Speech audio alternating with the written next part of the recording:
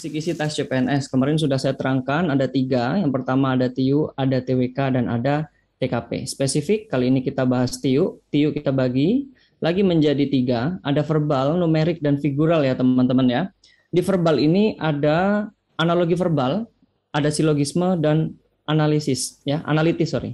Analitis ini maksudnya adalah analogi posisi yang biasanya teman-teman dapatkan kalau misalkan ini ditaruh di sini, ini taruh di sini, kira-kira urutannya seperti apa. Nah, itu materi terkait dengan verbal. Selanjutnya untuk numerik. Materi numerik terdiri atas, yang pertama ada hitung sederhana, biasanya melibatkan pecahan, persen ya. Selanjutnya ada deret. Nah, deret ini bisa huruf, bisa angka ya, teman-teman. Selanjutnya ada perbandingan kuantitatif, jadi disuruh menentukan mana yang lebih besar antara X ataupun Y. Atau jangan-jangan memang mereka tidak punya hubungan, misalkan seperti itu. Dan yang terakhir ada soal cerita. Jadi kalau ditanya babnya apa, babnya sangat luas sekali. Kalau CPNS, SKD CPNS itu mulai kita SD sampai SMP lah ya, kira-kira materi matematikanya dari situ. Untuk figural kita bagi menjadi 3. Yang pertama ada analogi, ada ketidaksamaan sebuah gambar, dan ada serial ya. Kalau ada seri sebuah gambar dia harus diminta cari kira-kira gambar selanjutnya itu apa. Jadi sekitaran ini materi figural. Oke, ini untuk TIU. Saya nggak bisa bahas banyak ya, jadi saya bahas materi yang kira-kira penting dan teman-teman harus kuasai. Itu ada materi terkait dengan identitas aljabar. Apa itu identitas aljabar? Identitas aljabar itu berkaitan dengan X kuadrat, min Y kuadrat, X tambah Y, dan seterusnya. Ya, kalau teman-teman search gitu, algebra identities itu akan muncul banyak sekali. Tapi untuk CPNS, saya sarankan teman-teman menguasai 4 ini. Ya, kira-kira seperti itu. Yang pertama untuk selisih kuadrat. Nah, bentuk selisih kuadrat, yang dimaksud dengan selisih kuadrat itu adalah bentuk yang ada di sini. Itu namanya bentuk selisih kuadrat. Penjabarannya adalah X tambah Y dikalikan X kurang Y. Nah, untuk mencari X min Y di sini, kita akan membagi antara X kuadrat min Y kuadrat, kita bagi dengan X plus Y. Sedangkan untuk mencari nilai X tambah Y, berarti kita tinggal balik saja sebetulnya. X kuadrat min Y kuadrat kita bagi dengan X min Y. Ingat-ingat, ini bentuk selisih kuadrat. Nah, selanjutnya untuk kuadrat selisih. Seperti serupa tapi ternyata tidak sama gitu ya. Nah, bentuk kuadrat selisih ini sama dengan X min Y kita pangkatkan dengan 2. Nah, ini penjabarannya X kuadrat min 2XY plus Y kuadrat. Biasanya soal itu menanyakan bentuk ini. X kuadrat kita tambah dengan Y kuadrat. Maka kita tinggal pindahkan saja 2XY-nya ke sisi sebelah kiri ya. Jadinya positif gitu. Ada kuadrat jumlah. Nah, kuadrat jumlah Anda perhatikan di sini jumlahkan dulu baru dikuadratkan. Kalau di sini kuadrat selisih, selisihkan dulu baru dikuadratkan. Nah, ini penjabarannya adalah X kuadrat plus 2XY plus Y kuadrat. Nah, sama ya, biasanya yang ditanyakan adalah X kuadrat plus Y kuadrat. Bisa jadi, nah, berarti kita pindahkan 2XY-nya ke sisi sebelah kiri, jadinya dia negatif, yang awalnya dia positif. Dan ada kuadrat jumlah. Kuadrat jumlah di sini, X kuadrat tambah Y kuadrat tadi ya. Jadi bentuk ini kita jabarkan berarti jadi X min Y pangkat 2 ditambah 2XY. Sedangkan kalau yang di sini X plus Y pangkat 2 min 2XY. Nah, itu untuk identitas aljabar yang sekiranya teman-teman harus kuasai.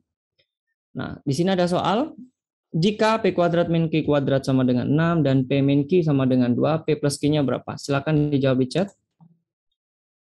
Yuk, kira-kira jawabannya apa?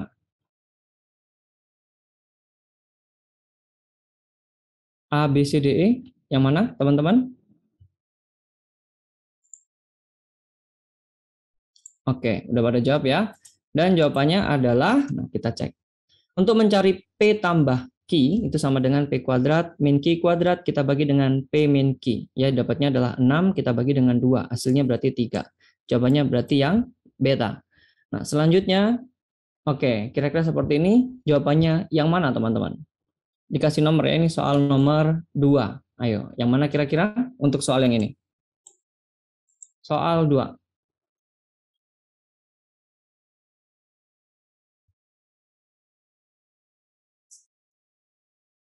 Yang mana? Yang A, ada jawaban lain? Yang A, yang D. Oke, ada yang A, ada yang D. Kita cek ya. Dan jawabannya benar adalah, nah kita cek solusinya. Ini kalau misalkan teman-teman belum lancar gitu ya, kita misalkan dulu x kuadrat ya, x kuadrat dikurangi dengan y kuadrat, kita bagi dengan x min y, dapatnya adalah x ditambah dengan y ya. Nah, x-nya tadi apa? X plus y, x-nya adalah 1,25, sedangkan y-nya adalah 0,75. Sehingga didapat hasilnya adalah 2. Kita jumlahkan. Nah, kira-kira seperti itu. Kita masuk ke perbandingan kuantitatif. Perbandingan kuantitatif itu sebetulnya ada bentuk terikat dan bentuk yang tidak terikat. Dalam CPNS itu gampangnya kayak gitu. Nah, untuk yang bentuk tidak terikat, ini biasanya terkait dengan rumus. Dia ada hitung sederhana, ada soal cerita. Sedangkan kalau bentuk terikat, dia ada bilangan, ada syarat bilangan biasanya, dan ada sebuah polinomial. Nah, kalau yang di sini, di bagian bentuk terikat, teman-teman harus hati-hati. Nah, contohnya seperti apa? Nah, ini bentuk yang terikat. Kira-kira jawabannya yang apa, teman-teman? Silakan jawab.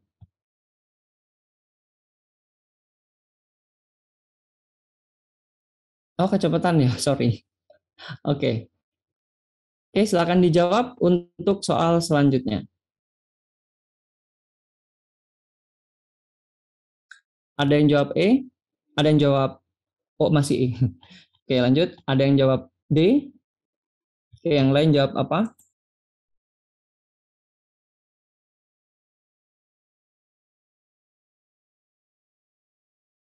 Jawab E. Nanti ada di YouTube ya, teman-teman, tenang aja. Karena materi kita harus padat ya. Nggak cukup nanti waktunya. Gimana? Ada yang A, ada yang D. Mari kita bahas ya, teman-teman. Di sini untuk bentuk yang terikat, kita lihat tadi ya. Ada bilangan dan ada polinomial di sini. Biasanya bilangannya diketahui atau dipersyaratkan dan ada bentuk polinomial. Nah, tadi sudah ada bentuk polinomial dan kita lihat sekarang ada bilangannya nggak? Disyaratkan nggak sih bilangannya apa? Nah, biasanya begini. Jika P sama dengan A pangkat 3 ditambah sampai 1 ini ya, dan Q adalah 3 A pangkat 3 ditambah sampai 1, di sini diketahui nggak sih bilangannya bilangan apa? Coba teman-teman jawab. A-nya bilangan apa, teman-teman? Enggak, ya, betul. Ya, jadi enggak diketahui bilangan apa. A itu bilangan apa? Apakah bilangan asli atau bilangan bulat? Ya kan? Nah, bagaimana cara mengerjakan soal yang seperti ini? Nah, kita bisa menggunakan cara coba-coba, teman-teman ya. Oke.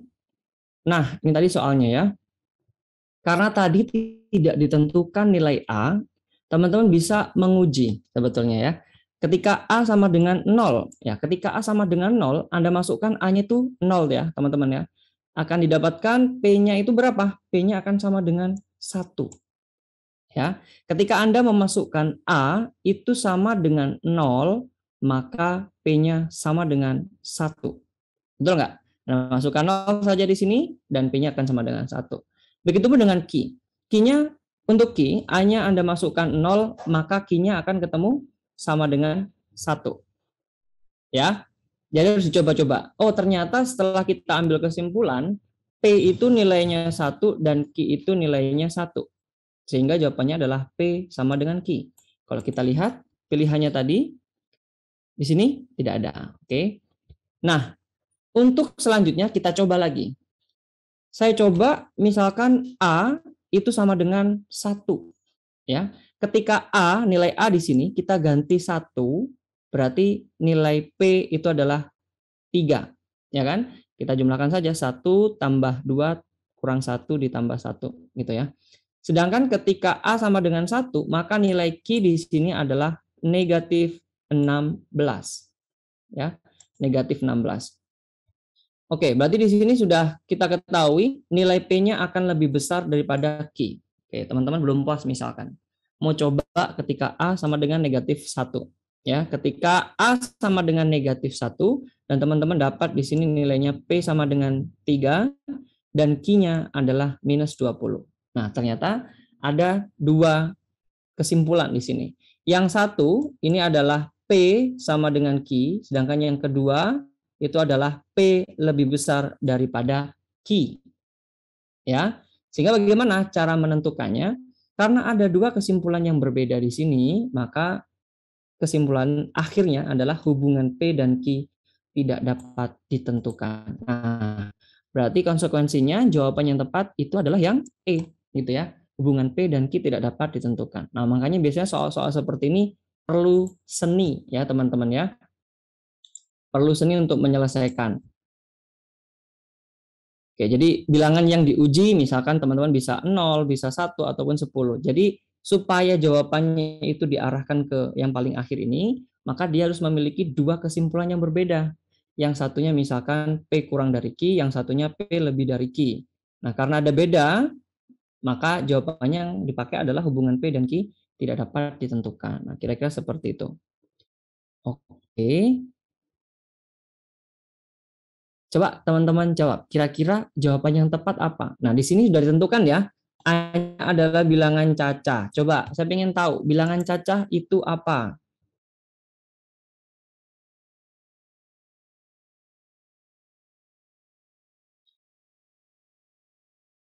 Oke, bilangan cacah ada yang tahu? Bilangan yang dimulai dari 0, 1, 2, 3, 4, 5, bilangan cacah ya.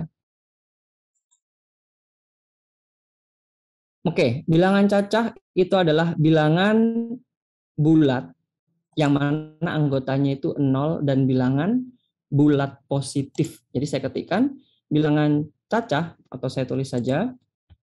Ini berarti bilangan cacah itu dari 0, 1, 2, 3, 4 dan seterusnya. Gitu ya, itu bilangan cacah. Jadi kalau kita mau menguji bilangan harus disesuaikan dengan macam bilangannya itu apa gitu. Kalau misalkan dia bilangan bulat, dibilang bilangan bulat, nah berarti kita harus uji bilangan bulat itu ada bilangan apa saja. Bilangan bulat negatif, ada bilangan 0, dan bilangan bulat positif. Misalkan seperti itu. Karena dia bilangan cacah, kita bisa uji mulai dari 0. Jadi jangan nguji misalkan, Kak saya mau nguji berapa? Negatif 1 gitu. Nggak boleh ya. Karena disyaratkan di sini A-nya adalah bilangan cacah. Oke.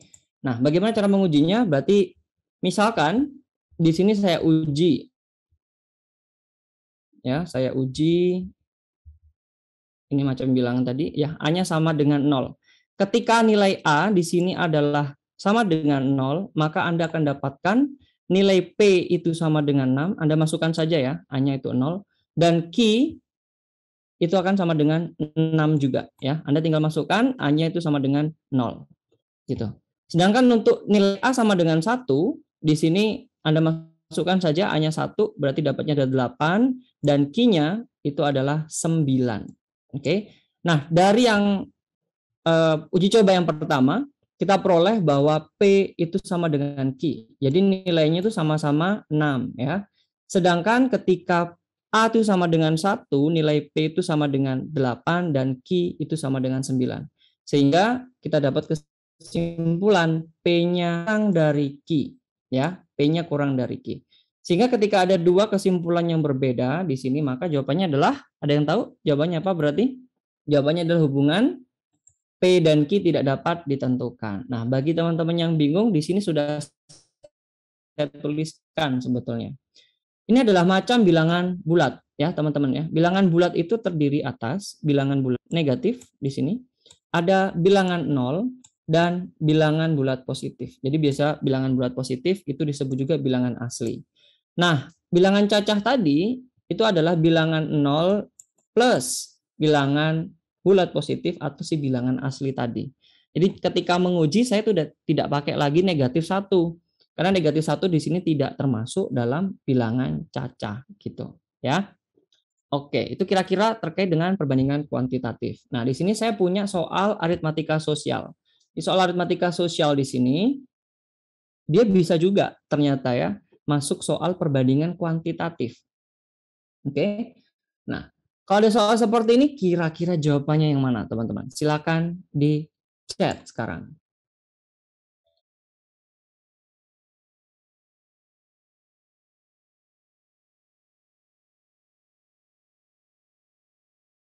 Coba jawabannya apa kira-kira? Hitung dulu ya.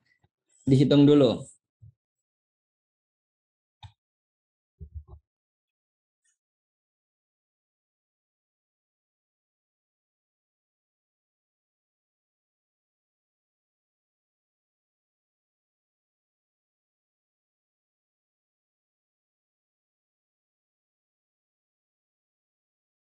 Oke, jawabannya E. Teman-teman udah jawab yang E. Kita cek ya sebetulnya. Jadi bagaimana sih cara menyelesaikan soal seperti ini? Ini ada cara cepat, ada cara biasa. Kita pakai cara konsep yang paling mendasar terlebih dahulu. Jadi arti 25% plus 40% itu bukan di jumlah ya, teman-teman ya. Di sini artinya tuh bukan 65% ya. Tapi bagaimana? Artinya ketika sudah didiskon 25%, dia nanti didiskon lagi. Jadi setelah didiskon 25%, dia ketambahan diskon 40%. Oke.